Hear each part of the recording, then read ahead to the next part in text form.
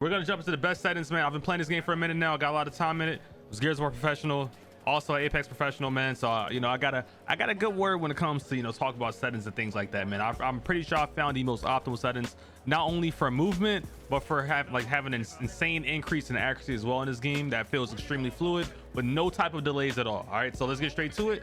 Set up these settings real quick. Are we gonna hit straight to controller, right? Definitely want to start with the aim assist on.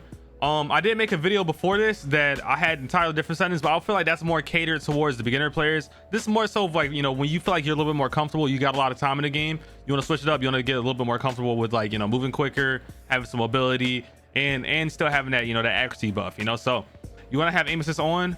Obviously controller, y'all know the vibes behind that.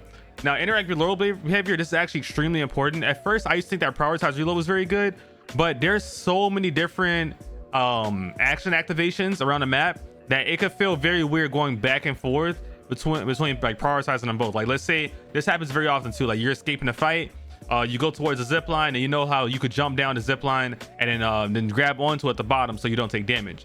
Now what happened is, if you got to reload your gun at the same time, that kind of dynamically changes. So there's going to be times that you're not going to really like notice that, and you're going to press, like, you're going to tab, you're going to just fall, take the fall damage, take the stun buff when you hit the ground, and you don't want that. So I think it's better to just have it full-blown consistent throughout the game and do tap to reload, hold to interact. And it also helps, like, let's say you're about to approach a door, if you start holding before you get to the door, it also activates that way, so it doesn't really feel like you got to get there first and then start doing it. You can hold it before you even get to whatever you're trying to interact with. All right, so I would definitely recommend that. It helps you with with becoming more reactive in PvP, and that's what I'm going for when I play the game. Killing arc is killing arc, right? But being able to dodge players, getting out of fights, and control the fights to your best ability, this is going to help you do that. Now let's go down to horizontal and vertical sense. Now, there is no one size fits all sensitivity, man. If you ever get told on any video that there's a one size fits all sensitivity, it's just not true. Okay, it's not true. But what I will say is that there is like an acceptable range that you kind of want to stand between, because you don't want to be on the too slow side or the too fast side. And for me, it's double 150. Now, for many people, this might feel a little bit too fast, which is fine. And I would say, as long as you don't really go below like 105, you're actually chilling, especially if you're playing on a look response curve linear. That's also the most important part.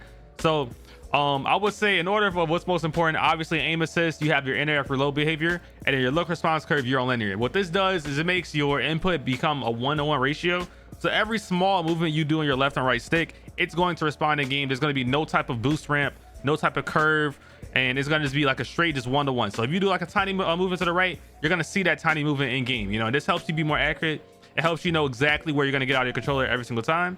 And yeah, let's keep going with this. So my zoom sensitivity is 25%. You do not want to ever have this 100%, man. I actually like the feeling of being a little bit more, having like a more focused aim when you are aiming down sight. That's a little bit different than your look sensitivity, because it just makes you more accurate, And the range for this one, this also does matter too.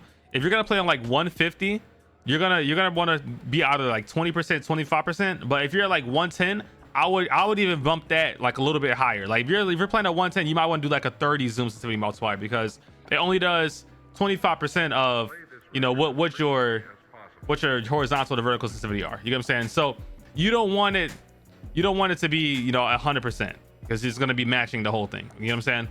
And then scope zoom sensitivity, I just that's your Osprey. You can match that. If you want everything to feel the same, you can match that. I really haven't touched mine because I don't really use that gun that much, so I haven't need to. Now we got linear, like I said, 1-to-1. Definitely want to play that. Now look into dead zone, moving into dead zone, also extremely important.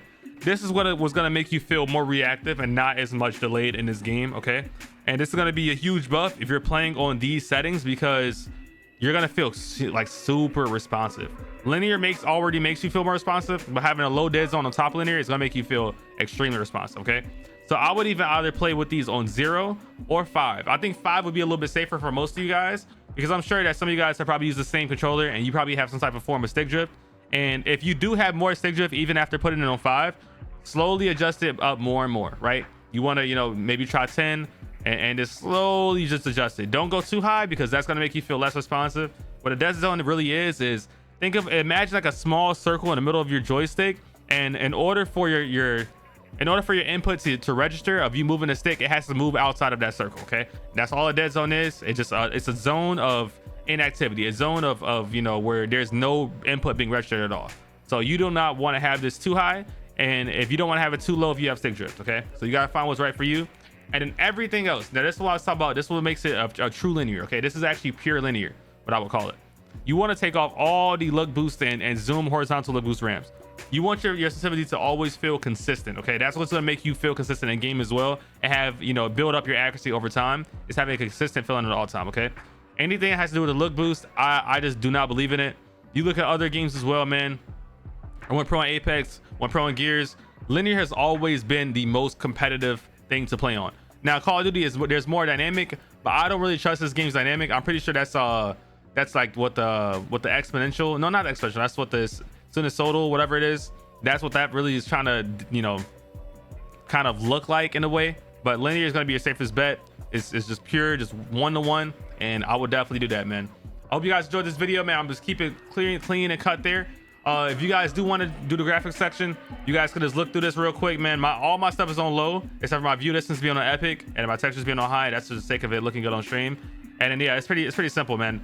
You want to have everything on low because I play for purely performance. I'm not too worried about the game looking extremely pretty, even though I have a very good PC. But yeah, that's pretty much my graphics settings, just to make it quick, man. Everything on low. You want to max out your field of view just so you can see everything. And yeah, that's pretty much it, guys. So I hope you guys enjoyed this video. Make sure you comment, like, and subscribe for your boy. I appreciate you guys so much. You guys are the goats. And enjoy this new update, man. Peace.